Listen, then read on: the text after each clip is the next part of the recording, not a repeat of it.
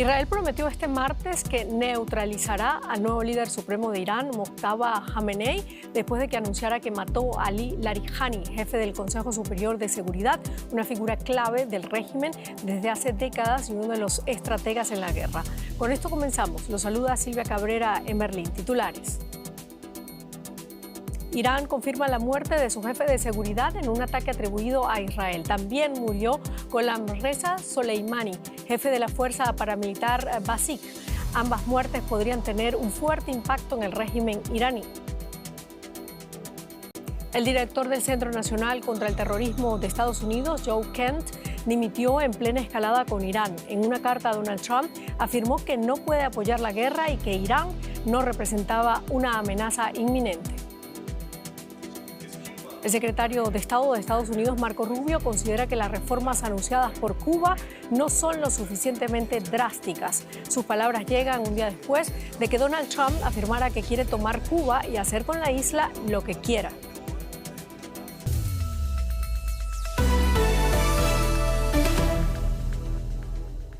Irán ha confirmado la muerte de su jefe de seguridad, Ali Larijani, figura clave de la República Islámica y uno de sus principales ideólogos. Israel había afirmado horas antes haberlo abatido en un ataque, en uno de los golpes más duros contra la cúpula iraní en esta guerra. Se trata del cargo iraní de mayor rango abatido por Israel desde el ayatolá Ali Khamenei, muerto en un bombardeo al inicio de la guerra. No obstante, persisten versiones contradictorias que apuntan a que podría haber resultado solo herido, aunque Irán lo confirme.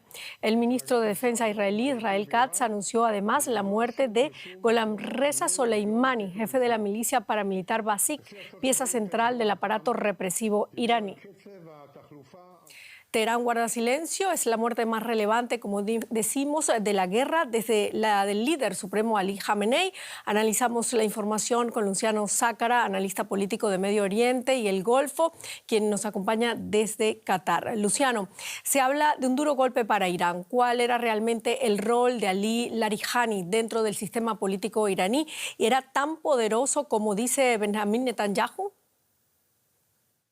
Bueno, sí, era una persona muy importante, era uno de los personajes históricos de la República Islámica que se forjó en la guerra Irán-Irak, que tuvo posiciones dentro de la Guardia Revolucionaria y que después ocupó distintas posiciones, principalmente en el aparato de seguridad. Ha sido fundamental en algunos periodos de la historia de Irán, pero también es alguien que se ha presentado en un par de ocasiones al menos a la presidencia y no ha logrado conseguir apoyo popular. Por lo tanto, era una persona muy importante dentro del establishment político, con muy buena relación personal con el líder espiritual, de quien era asesor en política exterior y en temas militares de hace décadas.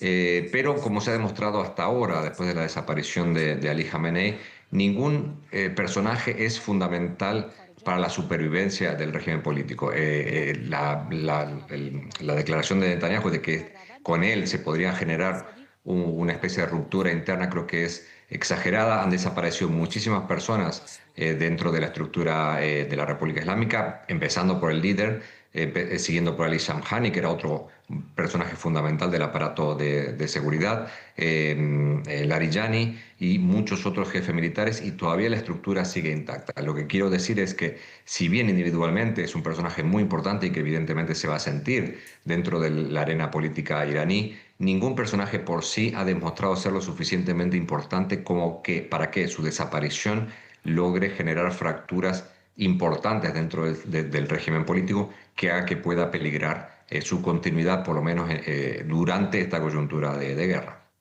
¿Y qué opinas? ¿Podría este asesinato marcar el inicio de una fase mucho más agresiva del conflicto por parte de Irán, provocar, por ejemplo, que Irán se vuelva más radical y menos dispuesto a negociar? No creo que pueda pasar más de lo que ha pasado hasta ahora. Irán ha dejado muy claro, con la desaparición, el asesinato de su líder y con los distintos ataques que ha ido sufriendo, que está dispuesto a todo. Está dispuesto a atacar a países vecinos, a atacar intereses no solo militares estadounidenses, sino otro tipo de intereses para afectar la economía internacional, para afectar la economía de los países que tienen buenas relaciones con Estados Unidos, para cerrar el estrecho de Hormuz y hacer que el costo de la guerra se traslade a aquellos países que o han apoyado o que no han hecho lo suficiente para frenar a Estados Unidos. Por lo tanto, no veo que este acto en particular pueda hacer más de lo que ha hecho hasta ahora los distintos ataques. Lo que sí marca, creo que es una ruptura, quizá no una ruptura, pero creo que marca una clara estrategia por parte de Israel, que ha anunciado que ha sido la autora de este hecho, es que si la administración Trump buscaba a alguien para negociar dentro del sistema con el cual se pudiera tener una discusión porque era una persona autoritativa dentro del sistema, ahora Israel ha dejado claro que no quiere negociar con nadie, que justamente no quiere que quede alguien que tenga capacidad de negociación, sino todo lo contrario, que no haya nadie dentro de la República Islámica que sea un interlocutor válido para declarar un alto el fuego o negociar un alto el fuego. Creo que eso es lo que puede llevar más a una situación de no retorno mucho más complicada. Muchísimas gracias, Luciano Sácara, desde Doha. Gracias a ustedes, buenas noches. Joe Kent, director del Centro Nacional de Contraterrorismo de Estados Unidos, renunció a su cargo en protesta por la guerra de su país e Israel contra Irán. En su carta de renuncia, el funcionario afirmó que la República Islámica no representaba un peligro inminente para Estados Unidos que justificara el inicio de la guerra. Kent fue nombrado por el presidente de Estados Unidos, Donald Trump, quien ahora lo califica como muy débil en materia de seguridad. Kent es el primer alto cargo estadounidense que dimite debido a la guerra. En la publicación de X, en la que presentó su renuncia públicamente, Joe Kent dijo textualmente: "No puedo con la conciencia tranquila apoyar la guerra en Irán. Irán no representaba una amenaza inminente para nuestra nación y está claro que iniciamos esta guerra debido a la presión de Israel y de su poderoso lobby en Estados Unidos". Donald Trump respondió de inmediato y públicamente a las declaraciones de Kent. Vamos a escucharlo. Leí su declaración. Siempre pensé que era un tipo agradable, pero también que era muy débil en materia de seguridad. No lo conocía bien, aunque me parecía un tipo bastante agradable. Pero cuando leí su declaración me di cuenta de que es mejor que ya no esté ahí, porque dijo que Irán no era una amenaza. Irán era una amenaza. Todos los países se dieron cuenta de la amenaza que representaba. José Díaz Briceño en Washington, con más detalles para nosotros de esta información. José, Joe Kent en su carta de dimisión lo dice sin rodeos. Irán no representaba ninguna amenaza para Estados Unidos. Estados Unidos entró en guerra debido a la presión de Israel y su lobby en ese país. ¿Cómo cayeron esas palabras en la administración Trump? Como bien se decía, esta es la primera dimisión de alto nivel respecto a la posición que adoptó el presidente Trump de atacar Irán junto a Israel a finales de febrero, un cargo sumamente alto que es el Centro Antiterrorista de Estados Unidos, y por parte de una persona como Kent, que había sido un soldado leal para el movimiento MAGA, defendiendo cuestiones como la toma del Capitolio del 6 de julio de 2021 y también por los antecedentes que él tiene como miembro del ejército exmiembro del ejército estadounidense, y también por haber sido parte de la Agencia Central de Inteligencia. Su esposa murió en Siria tras un ataque terrorista en ese país, y hay que decir, sin embargo, que hasta el momento todavía la base republicana, a pesar de que algunas figuras están en contra de la guerra en Irán, sigue firmemente apoyando al presidente Trump. Solo un 11% de los republicanos, de acuerdo con la más reciente encuesta, están en contra del conflicto.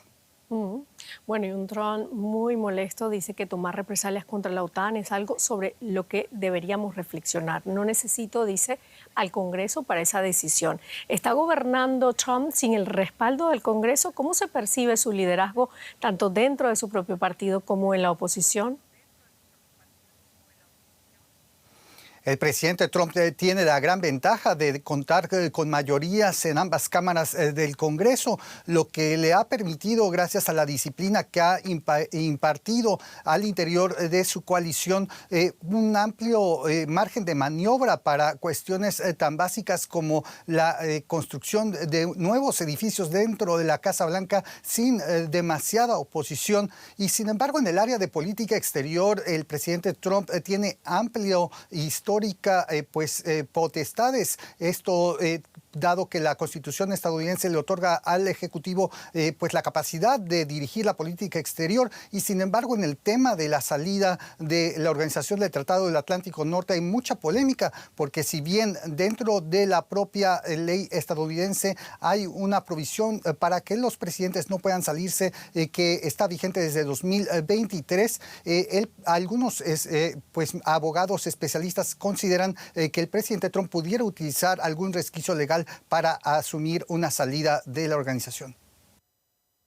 Y en Afganistán, fuentes oficiales talibanes afirman que 400 personas han perdido la vida y 250 han resultado heridas en un ataque aéreo contra un centro de desintoxicación en Kabul. Pakistán reconoce haber lanzado un ataque contra la capital, pero asegura que se dirigió específicamente contra objetivos militares. El hecho supone una grave escalada en las semanas de enfrentamientos entre ambos países. La ONU ha pedido que se lleve a cabo una investigación independiente. El fuego consume un hospital de Kabul poco después de la oración del ocaso. Los talibanes culpan a Pakistán por el ataque aéreo que provocó el incendio que, como ellos aseguran, impactó un centro de rehabilitación, matando a cientos de pacientes y dejando a muchos más heridos. Cuando terminamos de orar, salimos. Vi que lanzaron una bomba muy cerca de aquí. Corrí a un cuarto y un momento después nuestro módulo también fue bombardeado. Después no supe lo que pasó. Cuando desperté, estaba aquí. Metal retorcido y muros caídos es lo que queda de las instalaciones en las que se rehabilitaban adictos provenientes de todo Afganistán. Pakistán rechaza estar atacando a civiles, como aseguran los talibanes. Y publicó material en el que afirma se puede ver cómo los ataques se dirigen con precisión a instalaciones militares e infraestructura de apoyo al terrorismo. Los ataques marcan una escalada de las hostilidades entre ambos países vecinos que solían ser aliados. Islamabad acusa a Afganistán de dar refugio a islamistas que perpetran ataques en su territorio desde la frontera. En las últimas semanas, decenas de personas han muerto en ataques en la frontera. El ataque de este lunes tuvo lugar unas horas después que el Consejo de Seguridad de Naciones Unidas instara al gobierno talibán en Afganistán a incrementar sus esfuerzos contra el terrorismo. Las gestiones internacionales para frenar los combates han fracasado hasta ahora. China fue el último país en actuar como mediador de paz. La ONU exige una investigación independiente sobre el último ataque en Kabul y hace un llamado urgente a la desescalación para evitar que otro conflicto internacional se salga de control. Y vamos a la economía, hablamos de las consecuencias económicas de esta guerra, ¿no? Así es, Silvia, porque la guerra no se traduce solo en el aumento de precios del combustible, hay más. La escalada del conflicto en Irán ha provocado también una nueva crisis en el mercado mundial de fertilizantes, agravando la escasez de insumos agrícolas y generando un aumento de los costos de producción de alimentos con efectos particularmente graves en los países más pobres y fuertemente dependientes de las importaciones. Por el estrecho de Hormuz, prácticamente bloqueado, pasa alrededor de una quinta parte del comercio global de energía, pero también un porcentaje muy elevado de fertilizantes para producir alimentos en todo el mundo. La interrupción de esta ruta, junto con la paralización de plantas de amoníaco y urea en Irán, han disparado los precios de los fertilizantes y esta situación amenaza la seguridad alimentaria global. Tenemos la oportunidad de conversar sobre este asunto con Diego de la Puente, ingeniero agrónomo, socio de Novitas. Diego, muchísimas gracias por estar con nosotros. En primer lugar, ¿cómo está afectando la interrupción de las exportaciones desde el Golfo los precios internacionales de fertilizantes? Bueno, básicamente es un tema muy importante porque, digamos, los fertilizantes dependen del gas, muchos de los fertilizantes nitrogenados, básicamente la urea, con lo cual esta suba en el precio del petróleo está afectando a la suba de los precios de los fertilizantes nitrogenados, particularmente a este último que les comentaba, con subas, por ejemplo, en América Latina, particularmente en Argentina, de $200, pero entiendo que esta suba se está dando a nivel global, lo cual puede afectar seriamente la disponibilidad y el uso de estos fertilizantes hacia futuro. $200 la tonelada, me imagino. Diego, la ONU advierte La ONU advierte que decenas de millones de personas adicionales se enfrentarán a la hambruna si la guerra en Oriente Medio prosigue hasta junio. ¿De qué manera el aumento de los precios de los fertilizantes se transmiten a los precios de los alimentos? Bueno, básicamente porque, digamos, si suben los precios de los fertilizantes, suben los costos de producción para los productores alrededor del mundo, y esto impacta directamente en la decisión de los productores a sembrar con más tecnología. Entonces, generalmente lo que termina ocurriendo es que si usan menos fertilizantes, la producción puede llegar a caer, y por supuesto en un contexto en donde ya los números para los productores alrededor del mundo son muy finitos y realmente los márgenes son negativos, esta suba de costos claramente puede impactar en decisiones o de no ampliar la frontera agrícola, digamos, que se achiquen los lugares donde se siembra, y por supuesto que se use menos tecnología.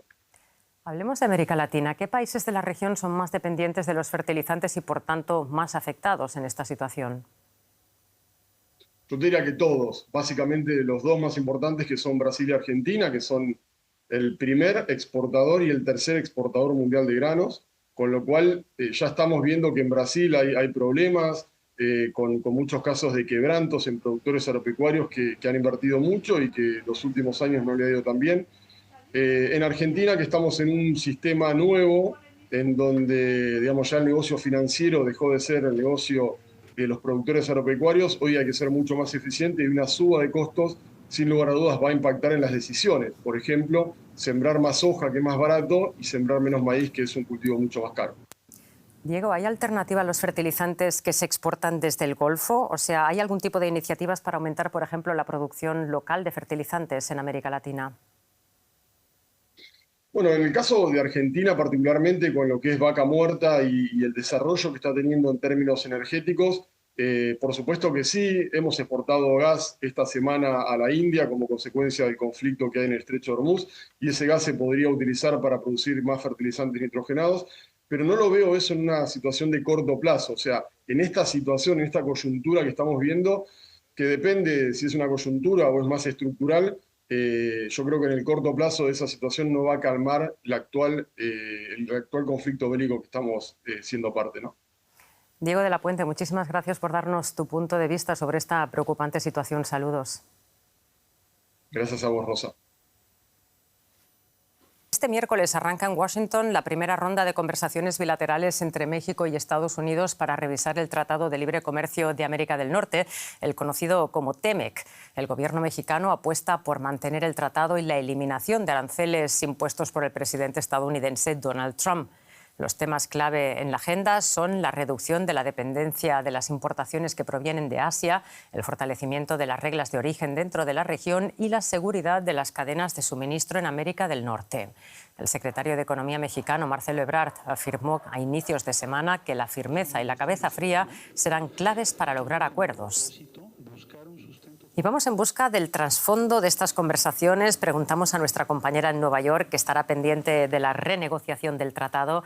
Ana, tras un año de reordenamiento arancelario por parte de la administración Trump, ¿en qué situación se llega a estas conversaciones? Pues Rosa, la situación es tensa porque hay mucho en juego tras décadas de integración comercial y manufacturera con la que el bloque norteamericano compite con la Unión Europea y con China. La tensión ha nacido de las políticas proteccionistas arancelarias de Donald Trump, que ha desplegado una marcada hostilidad hacia sus socios en el último año y que amenaza con descarrilar un acuerdo durante estas negociaciones. El TEMEC ha terminado protegiendo a las exportaciones mexicanas y canadienses de la mayoría de los aranceles impuestos por Donald Trump, que recientemente el Tribunal Supremo declaró ilegales, pero no obstante quedan productos con fuertes aranceles como el acero, el aluminio, el cobre, algunos tipos de autos y el tomate mexicano, que tiene que pagar un 17% en aduanas. Trump ha dicho que está dispuesto a retirarse del acuerdo o negociar bilateralmente y no a tres bandas. En enero, de hecho, llegó a decir que el acuerdo es irrelevante para él. Trump tiende a fijarse sobre todo en las cuentas y ve que sigue habiendo déficit comercial con los dos países. Bueno, Ana, ¿y con qué posición se aproxima cada parte a estas negociaciones?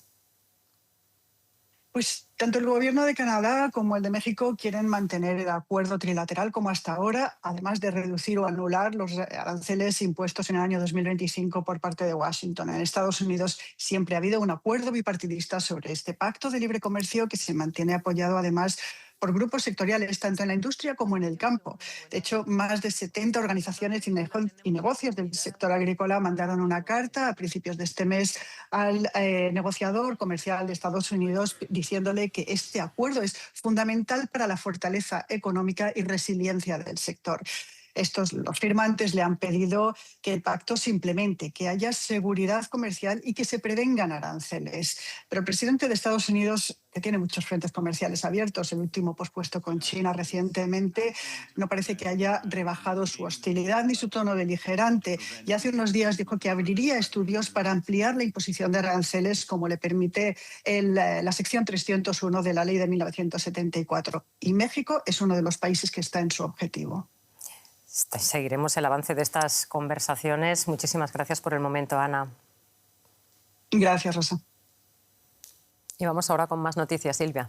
Vamos directamente a Cuba. El secretario de Estado de Estados Unidos, Marco Rubio, indicó este martes que las reformas económicas anunciadas por ese país, por Cuba, en medio de las negociaciones entre Washington y La Habana, no son suficientes e insiste en que es necesario un cambio de régimen en la isla.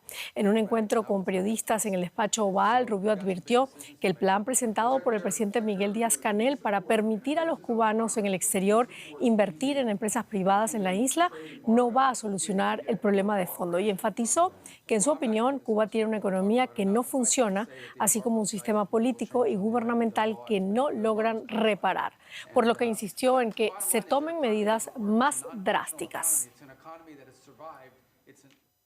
Por su parte, Donald Trump afirmó que quiere tener el honor de tomar Cuba y que podría hacer con la isla lo que quiera.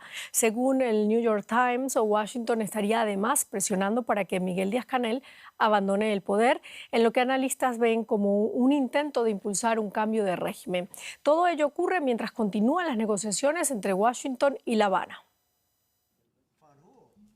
El presidente de los Estados Unidos, Donald Trump, elevó la presión sobre Cuba con unas polémicas declaraciones este lunes ante periodistas en la Casa Blanca.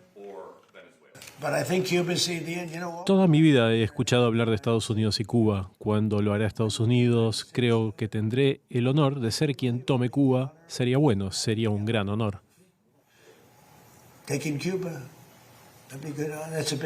¿Tomar Cuba? Tomar Cuba, de alguna forma, sí, tomar Cuba, liberarla o tomarla. Creo que podría hacer cualquier cosa que quiera con ella. ¿Quiere saber la verdad? Es una nación muy debilitada. Las declaraciones se producen en momentos en que Washington y La Habana mantienen conversaciones en medio de una grave crisis económica y energética en la isla. Poco antes, el gobierno cubano había anunciado que los cubanos residentes en el exterior podrán invertir y tener sus propias empresas en la isla, incluso en nuevos sectores de la economía. En Miami, principal bastión del exilio cubano, algunos emigrados expresaron su rechazo a la iniciativa. Con el comunismo no se hace negocio ninguno. Ya hay varias experiencias. Hay personas que han ido para allá, han invertido, han hecho tiendas y han hecho otro tipo de negocio y al final ellos acaban todo quitándoselo todo a las personas que lo hacen. La isla, con casi 10 millones de habitantes, sufrió este lunes un nuevo apagón generalizado, el sexto en poco más de un año. No es el apagón nada más, no hay agua, no hay luz, no hay gas, porque no hay agua porque no hay electricidad para empujar la turbina de los motores. No hay electricidad, no hay comida, no hay petróleo, no hay combustible, las MIPYMES con los precios caros, porque ahora todo sube porque ellos transportan sus mercancías en transporte, en camión y eso, y todo esto está malísimo. La escasez de combustible y las prolongadas caídas eléctricas paralizaron buena parte de su economía bajo embargo de Estados Unidos desde 1962. Y para ahondar en el tema cubano, hablamos ahora con Carlos Malamud, investigador principal de América Latina del Real Instituto Elcano, catedrático de Historia de América de la Universidad Nacional de Educación a Distancia. Gracias, Carlos, por estar con nosotros. Bueno, Donald Trump declaró el lunes a la prensa que espera tener el honor de tomar Cuba durante su mandato. ¿Cómo debemos interpretar estas declaraciones? ¿Es una amenaza real, una estrategia política o una retórica para presionar? Yo creo que son las tres cosas a la vez y esto está en el mejor estilo de Donald Trump. Nos tiene acostumbrados a este tipo de bravatas, pero que muchas veces terminan concretándose, ¿no? Es decir, en realidad en este momento, involucrado como está Estados Unidos en la guerra contra Irán, esto de tomar Cuba no parece algo inminente, pero sí están esperando los Estados Unidos a través de sus fuertes presiones sobre Cuba, del bloqueo energético, de la imposibilidad de exportar petróleo tan necesario para el abastecimiento y el funcionamiento cotidiano de la isla, está esperando que el régimen cubano caiga como una fruta madura. Se habla mucho de esa transición económica. Sin embargo, Marco Rubio ha dicho este lunes que los anuncios, o mejor dicho, lo dijo este martes, que los anuncios del gobierno de Cuba de que va a permitir la inversión en la isla por parte de la diáspora no son suficientemente drásticos. ¿Existe algún escenario, Carlos, en el que Estados Unidos pase de esa presión económica a una intervención más directa? Creo que en este momento no. Es decir, antes señalaba precisamente la cuestión del conflicto con Irán, de la guerra con Irán, que está consumiendo mucho más tiempo, mucho más energía y sobre todo mucho más presupuesto de lo que Estados Unidos pensaba inicialmente. A esto hay que unir el descontento de la base MAGA, y si bien parte de esa base MAGA forma parte del exilio cubano en Miami, no está claro que esa actitud más beligerante, más allá de la retórica, pueda concretarse en algo concreto, valga la redundancia, ¿no? De todas maneras, si Estados Unidos sigue el modelo venezolano, dudo mucho que lo que se termine produciendo es un cambio de régimen. En este momento se está insistiendo sobre la salida de Díaz-Canel. Habrá que ver cómo se concreta esto, pero todo depende de qué se esté negociando, cómo y con quién. Es interesante porque acabas de tocar lo de Díaz-Canel y también lo de Venezuela, y hay que decir que el New York Times, por ejemplo, ya está diciendo que el gobierno estadounidense presiona solamente para que Díaz-Canel, el presidente cubano, abandone el poder. ¿Tú ves eso posible realmente? ¿Ves esa situación posible?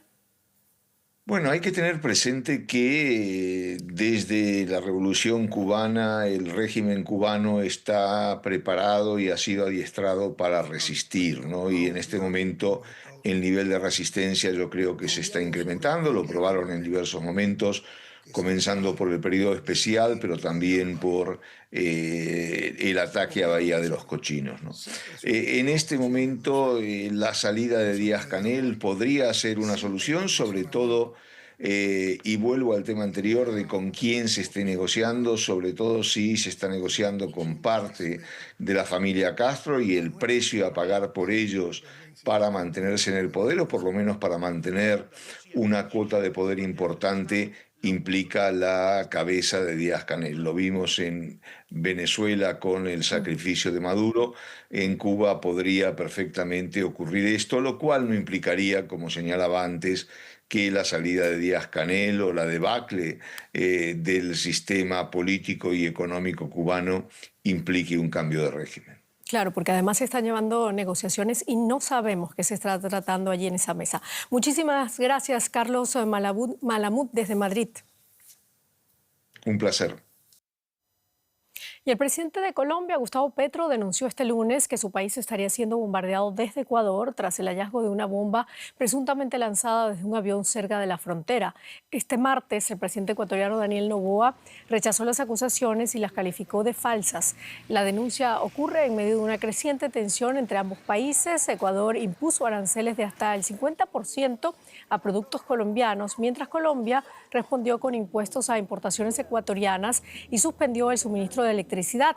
Gustavo Petro aseguró este martes que los bombardeos de Ecuador en la frontera con Colombia dejan 27 cuerpos calcinados y afirmó que la explicación sobre los ataques no es creíble, en aparente referencia a la declaración de Daniel Noboa. Y los desfiles de celebración de San Patricio han conquistado las calles en Irlanda y en el extranjero. Alrededor de 500.000 de personas salieron a las calles de Dublín, la capital irlandesa, para celebrar al santo patrón de Irlanda. Esta fecha se ha convertido en una celebración de la cultura irlandesa en todo el mundo, con notable presencia del color verde. Y con eso terminamos nuestro informativo. Muchísimas gracias por habernos acompañado. Hasta luego.